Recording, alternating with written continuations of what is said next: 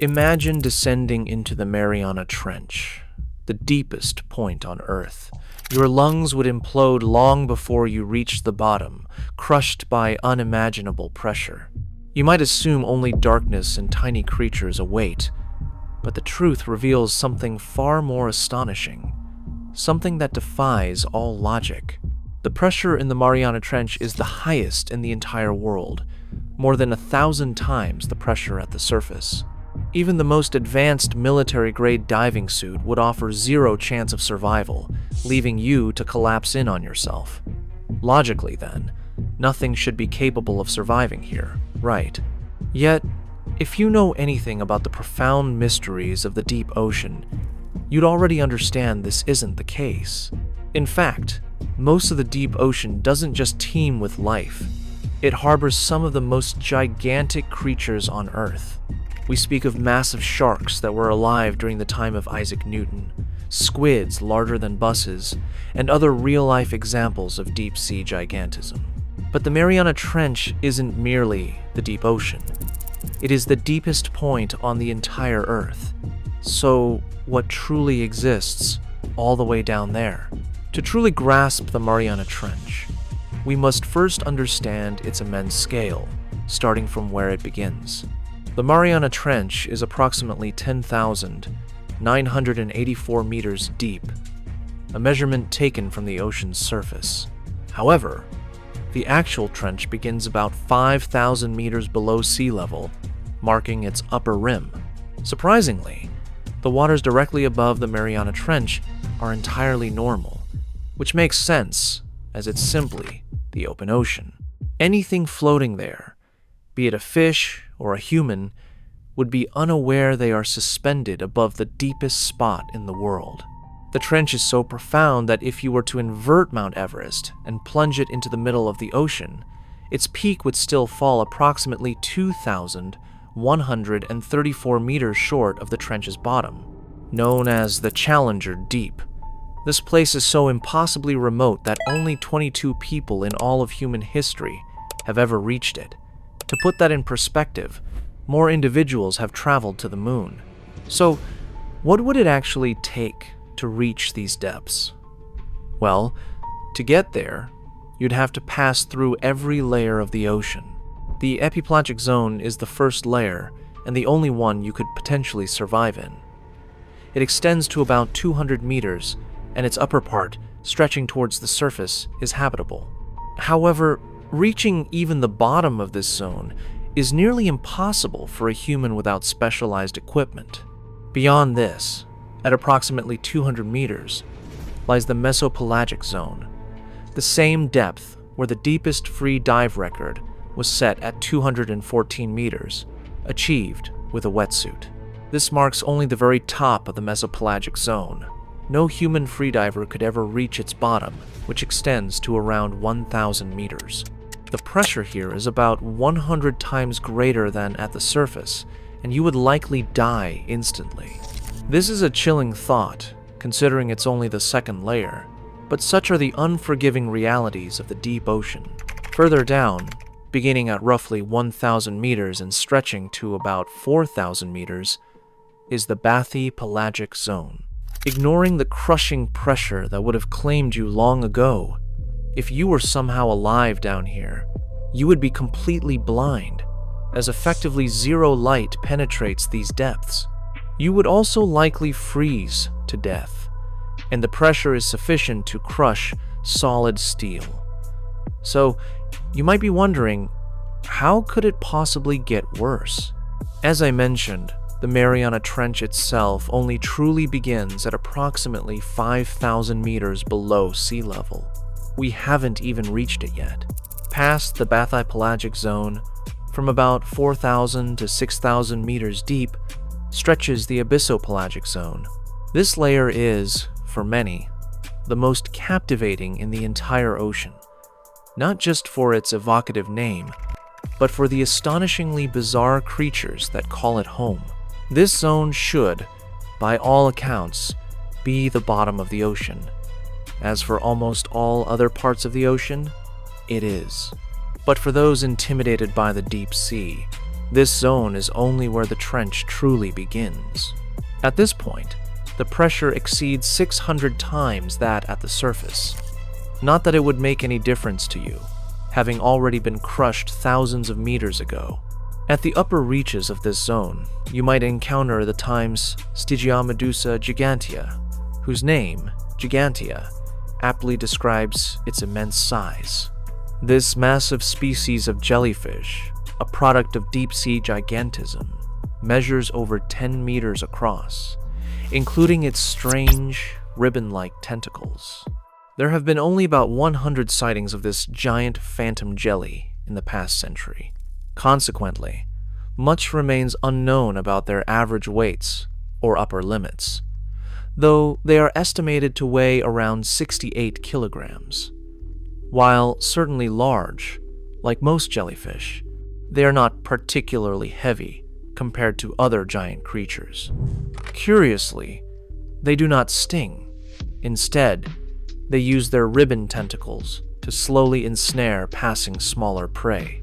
It operates much like flypaper, but on a colossal, deep-sea scale. Yet, it's at the very bottom of the abyssal zone, where you'd encounter one of the world's most immense and enigmatic squids. While you might assume I'm referring to the famous giant squid, which often captures our fascination, you wouldn't find them here. The abyssal zone is, oddly enough, too deep for the giant squid, as they only inhabit mesopelagic waters. And while the colossal squid might come to mind, they, too, would be absent from the Mariana Trench, as they are exclusively found in Antarctic waters.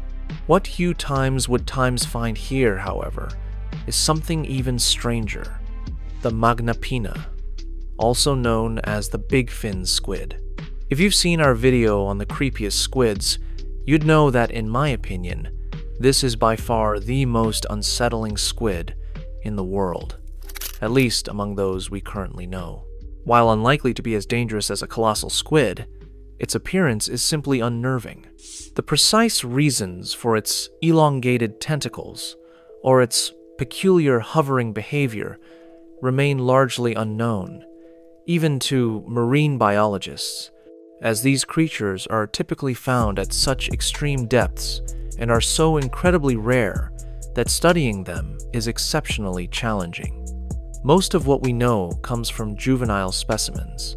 They can stretch about 6 meters long, with those peculiar elbowed arms that simply dangle. The most likely reason for this morphology is to catch smaller organisms drifting by, but we have never actually captured a live adult specimen. These squids live so deep that they sometimes even reach the upper Hadal zone, a depth so extreme it's usually too deadly for most other squids. Indeed, this creature exemplifies another facet of the deep-sea gigantism effect. However, deep-sea gigantism doesn't solely make large things larger. It can also affect smaller organisms, such as isopods. The giant isopod, a relative of common pill bugs, measures closer to 50 centimeters across, rather than a few millimeters. While certainly smaller than humans, they are massive for isopods. They are typically found near the upper abyssal zone, and while it might seem possible for them to venture deeper into the Hadal zone, it's not highly probable, nor would it benefit them. This is because the Hadal zone is arguably the most inhospitable place on Earth.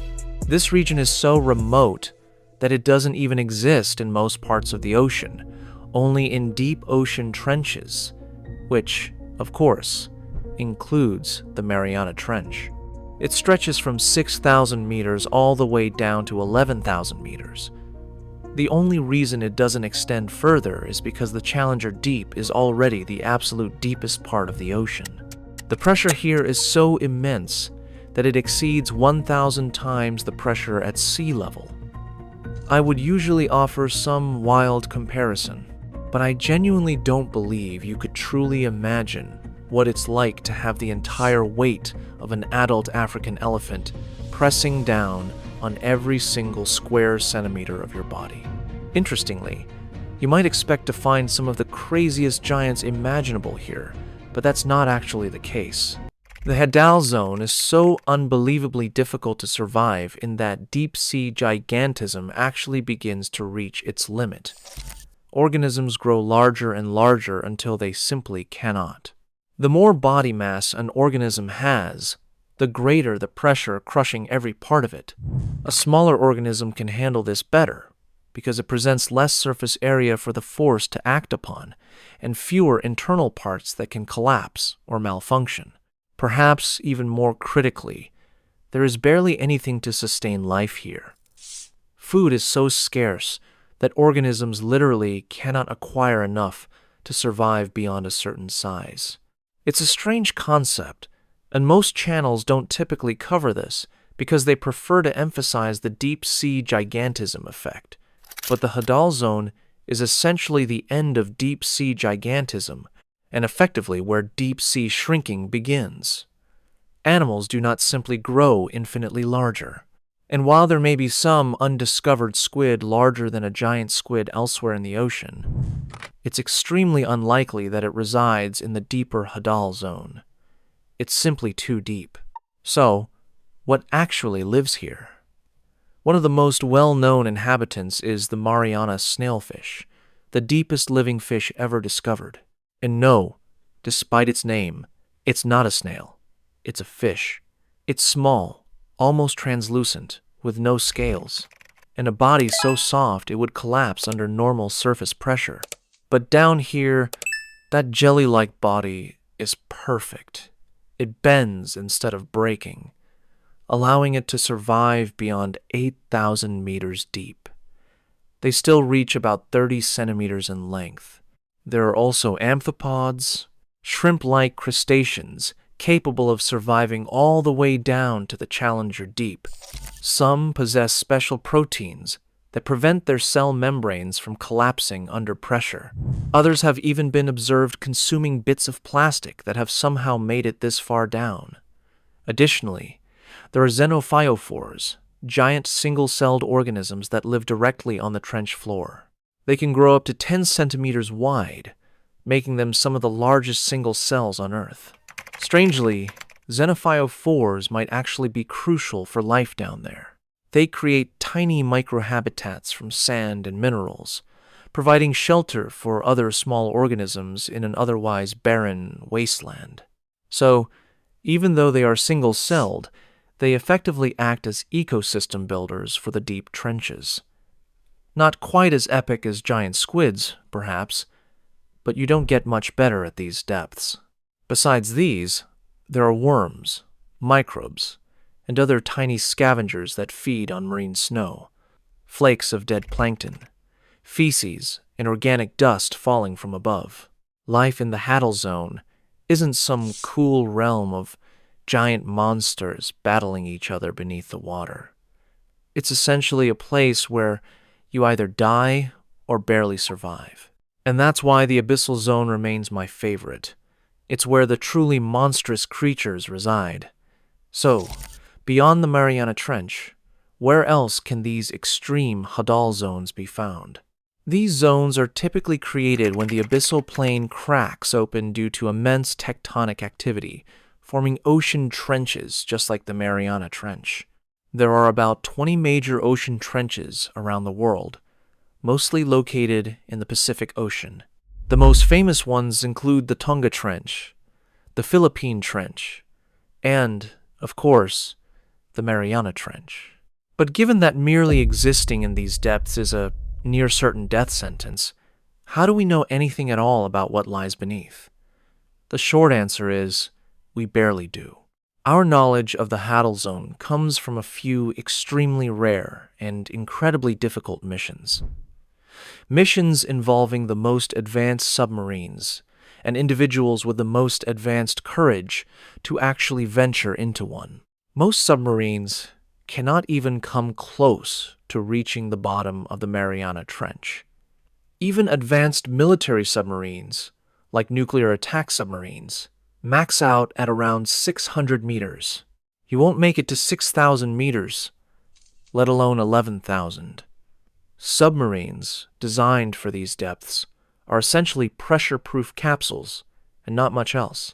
The first humans to ever make it all the way down were Jacques Piccard and Don Walsh in 1960, inside a submersible called the Times Trieste. Imagine being sealed in a steel sphere, barely large enough for two people, lowered almost 11 kilometers into total darkness, unsure if the hull would hold, given it was 1960s technology. At approximately 10,900 meters deep, one of their outer windows cracked under the pressure, a moment that, personally, would have made me lose control, but somehow they persevered. They remained at the bottom for about 20 minutes before beginning the long, silent ascent back to the surface, likely staring at that crack the entire time. After that, no one returned for over 50 years, because, honestly, who would willingly go back down there? The next major descent didn't occur until 2012, when James Cameron, the same director behind Time's Titanic Times and Time's Avatar, piloted a one-man sub called the Times Deep Sea Challenger. Perhaps not the most unique name, but he became the first person to reach the Challenger Deep solo. His vessel was shaped like a tornado, clad in bright green plating, and specifically engineered for extreme depth. He described the bottom as a completely alien world, flat, desolate, with fine sediment resembling gray powder, and no sign of large animals anywhere. Observations that align perfectly with the end of deep-sea gigantism phenomenon I just discussed. In 2019, however, a man named Victor Vescovo broke the depth record again with his submersible, the DSV Times limiting factor, reaching nearly 10,928 meters. Granted, this was only about 20 meters deeper than James Cameron's dive, but I suppose he truly wanted that record. Unlike earlier dives, his mission wasn't just to descend and return. It was to explore, and perhaps to surpass James Cameron's record, though he didn't explicitly state that. He spent hours mapping the seafloor and filming some of the most extreme creatures ever captured on camera. He also, once again, discovered plastic waste at the very bottom. Most of what we know today, however, doesn't actually come from human descents. It comes from remotely operated vehicles, ROVs, and landers. Scientists drop these machines into the trench, and they slowly sink for hours before finally reaching the bottom.